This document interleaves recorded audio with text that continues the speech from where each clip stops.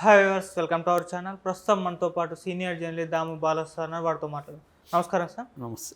Sir, Jagan గారు ఇంకొన్ని రోజుల్లో ఢిల్లీ పర్యటనలో ఉండనున్నారు సార్. అయితే ఈయన ఢిల్లీ వెళ్ళడం వెనుక రకరకాల ఊహాగానాలు అయితే వినిపిస్తున్నాయి. అందులో ఒకటి ఏంటంటే, ఆయనకి ఈసారి గెలుపు ఖచ్చితంగా అవసరం కాబట్టి అటు బీజేపీకి ఒక 3 రాజ్యసభ సీట్లు ఉన్నాయి, అందులో ఒకటి ఆఫర్ చేయడానికే వెళ్తున్నారు అన్న వార్త అయితే వినిపిస్తుంది సార్. మరి ఈ వార్తల్లో నిజం ఎంత ఉంది సార్? ఈరోజు క్యాబినెట్ మీటింగ్ అయినాక ఢిల్లీ వెళ్తున్నాడు జగన్. ఢిల్లీలో ప్రధానంగా మోడీ అండ్ అమిత్ షాని కలుస్తానంటున్నారు. ఎప్పట్లాగే ఎప్పుడు వెళ్ళినా కూడా ప్రధానంగా ఏం చెప్తారంటే, ఒకటి ప్రత్యేక హోదా కానీ లేకపోతే ప్యాకేజ్ కానీ, పోలవరానికి సంబంధించి ఇట్లా అంటే అనేక ఇష్యూస్ పెండింగ్లో ఉన్నాయి కదా, వాటి గురించి మాట్లాడడానికి వెళ్తున్నాడు అనేది చెప్తారు. మేబీ అవి కూడా మాట్లాడచ్చు. బట్ దాంతోపాటు ప్రధానంగా ఈసారి ఎందుకంటే ఎన్నికలు దగ్గరికి వచ్చాయి, నెక్స్ట్ మంత్లో అంటే ఫిబ్రవరిలోనే ఎండ్ లోపలే నోటిఫికేషన్ కూడా వచ్చేస్తుంది. కాబట్టి జగన్ ఒక ఆఫర్ ఇవ్వడానికి వెళ్ళాడు బీజేపీ వాళ్ళకి. ఆఫర్ ఏంటంటే, ఇప్పుడు 3 రాజ్యసభ సీట్లు ఉన్నాయి, 3 కూడా జగన్కు వచ్చే అవకాశం జనరల్గా అయితే ఉంది. ఎందుకంటే ఒక సీటుకి 43 మంది ఎమ్మెల్యేల ఓట్లు అవసరం అవుతుంది. జగన్కి 151 ఉన్నారు. తెలుగుదేశం నుంచి కూడా 4 ఉన్నారు. ఒకవేళ అందులో 20-30 మంది వెళ్ళినా కూడా, 20 మంది పైన వెళ్ళినా కూడా ఇంకా 3 గెలిచే అవకాశం ఉంది. తెలుగుదేశం కూడా దీన్ని ఉపయోగించుకొని రెబల్స్ని మ్యాక్సిమం కానీ ఆహ్వానిస్తే మనం గెలవచ్చు అనేది తెలుగుదేశం కూడా నిలబెట్టే అవకాశాలు కనబడుతున్నాయి. ఏదేమైనప్పటికీ 2 అయితే గ్యారంటీగా వైసీపీకి ఉన్నట్టే. 1కి మాత్రమే ఈ గందరగోళం అయితే ఉంది. అంటే వైసీపీలో టికెట్ రాని వాళ్ళు రెబల్స్ అంతా కానీ వెళ్ళి ఓట్లేస్తే ఏమన్నా జరగచ్చు. అది ఎంత పాజిబిలిటీ ఉందనేది చెప్పలేం. ఏదేమైనా ఒక్క సీటు కోసమే ఈ తెలుగుదేశం కూడా ట్రై చేస్తుంది. సో ఈ 2 అయితే ఉన్నాయి. ఆ రెండింటికి కూడా క్యాండిడేట్ల పేర్లు రకరకాలుగా వస్తున్నాయి. బట్ ఇప్పుడు జగన్ ఆఫర్ ఏంటంటే, నేను ఒక రాజ్యసభ సీటు మీకు ఇస్తాను, సో మీరు బదులుగా నాకు 2024 ఎన్నికల్లో సపోర్ట్ చేయండి అనేది మాట్లాడడానికి వెళ్ళాడనేది చెప్తున్నారు. ఇది తెలుగుదేశం మీడియాలోనే బలంగా వచ్చింది ఈ న్యూస్. అంటే మరి బీజేపీ తెలుగుదేశం జనసేనతో కలవడం లేదా? ఎందుకంటే కలిస్తే జగన్కి వాళ్ళు హెల్ప్ చేసే అవకాశం ఉండదు, కలవకపోతేనే జగన్కి వాళ్ళు హెల్ప్ చేసే అవకాశం ఉంటుంది. మరి తెలుగుదేశం మీడియాని ఇలా రాస్తూ ఉందంటే ఒక డౌట్లు వస్తుంది. అంటే గత కొంతకాలం నుంచి గందరగోళం అయితే ఉంది బీజేపీకి సంబంధించి.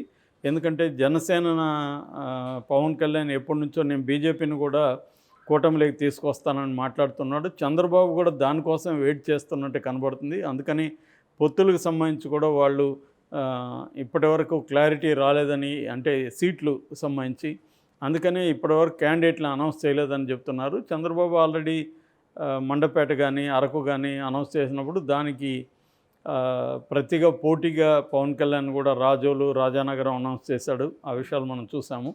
సో బీజేపీ తేల్చట్లేదు అనేది అర్థమవుతుంది. అందుకని పవన్ కళ్యాణ్ యాక్చువల్గా 27వ తేదీ ఢిల్లీ వెళ్తాడని అప్పట్లో పుకార్లు వచ్చాయి. కానీ ఢిల్లీ నుంచి ఇంకా పిలుపు కన్ఫర్మ్ కాలేదని చెప్తున్నారు పవన్ కళ్యాణ్కి. మేబీ జగన్తో మాట్లాడినాక, వాళ్ళు ఒక నిర్ణయానికి వచ్చినాక అప్పుడు పవన్ కళ్యాణ్తో మాట్లాడే అవకాశం ఉందని చెప్తున్నారు. అంటే జగన్తో వ్యూహాలు చర్చించి మేము తెలుగుదేశం కూటమితో వెళ్ళాలా లేదా అనేది అప్పుడు వాళ్ళు నిర్ణయించుకుంటారు అనేది అంటున్నారు. సో అదేం జరుగుతుందని చూడాలి. ఇక్కడ ఏంటంటే మామూలుగా ముందు నుంచి కూడా బీజేపీ వ్యూహం ఏమిందంటే, ఆంధ్రప్రదేశ్లో తెలుగుదేశాన్ని వీకెన్ చేసి ఆ ప్లేస్లోకి మనం రావాలనేది అది దాని వ్యూహంగా చెప్తున్నారు. మామూలుగా అది ఓపెన్గానే బీజేపీ నాయకులు చాలాసార్లు చెప్తున్నారు.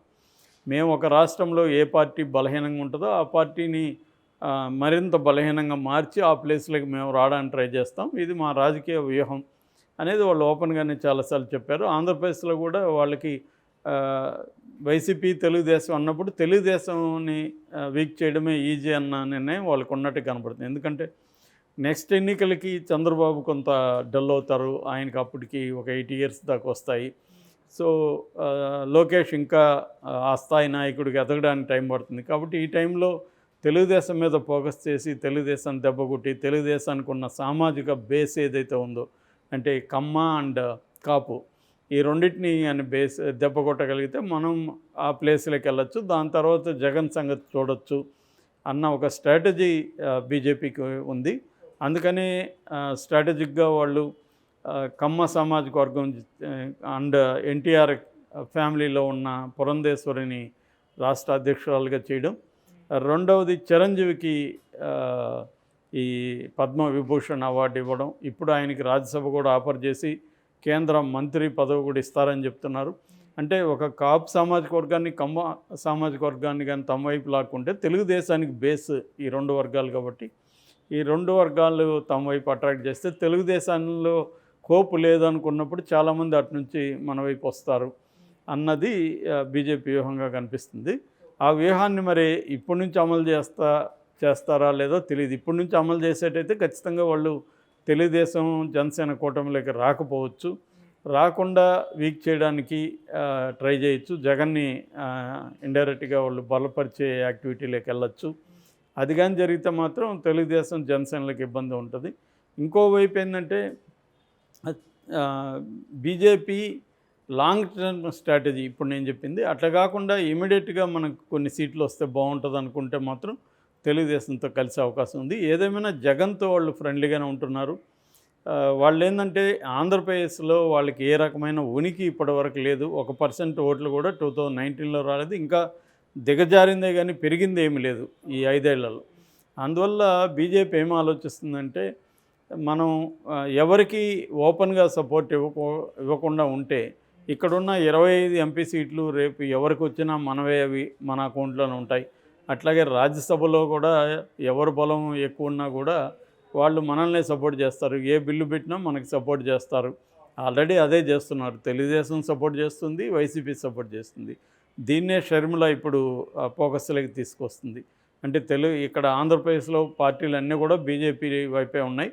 సో ఇవన్నీ బీజేపీ కూటమి అనే చెప్పేస్తున్నాము. వైసీపీ, తెలుగుదేశం, జనసేన 3 కూడా బీజేపీ కూటమిలో ఉన్నాయి. సో దానికి ఆ కూటమికి ప్రత్యామ్నాయంగా కాంగ్రెస్ ఉందన్న నెరేటివ్ని షర్మిల తీసుకెళ్తుంది. ఆమె ఎల్లుండి జంతర్ మంతర్ ఢిల్లీలో కూడా ఒక ధర్నా చేయబోతుంది, అక్కడ నిరసన కార్యక్రమం ప్రత్యేక హోదా గురించి.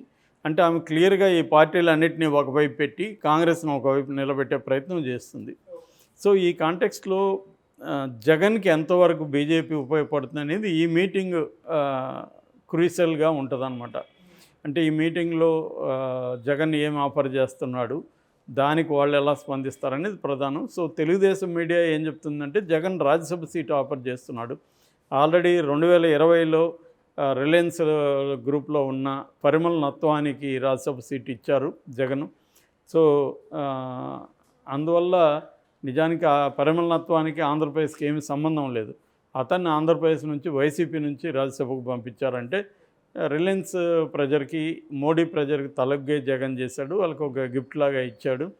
సో అందువల్ల ఇప్పుడు కూడా మళ్ళీ వాళ్ళు ఎవరిని అడిగితే వాళ్ళకి ఆంధ్రప్రదేశ్ నుంచి రాజ్యసభ సీట్ ఇచ్చే అవకాశం ఉంది అనేది తెలుగుదేశం మీడియా చెప్తుంది. దానికి ప్రతిగా ఏమడుగుతున్నాడంటే మీరు మాకు 2024లో నాకు సపోర్ట్ చేయండి నేను గెలవడానికి అన్న ఇది చెప్తున్నాడు. ఎందుకంటే ఇప్పుడు మోడీని ప్రసన్నం చేసుకోవడం ఇటు జగన్కి అవసరం ఉంది, ఇటు తెలుగుదేశానికి జనసేనకు కూడా అవసరం ఉంది. ముఖ్యంగా తెలుగుదేశానికి, ఎందుకంటే రేపొద్దున ప్రత్యర్థుల మీద ఈడీని, తర్వాత ఇన్కమ్ ట్యాక్స్ని ప్రయోగించడం, ఫండ్స్ ఫ్లోని ఆపేయడం ఎలక్షన్లలో, అంటే పోల్ మేనేజ్మెంట్లో ఇవన్నీ భాగం.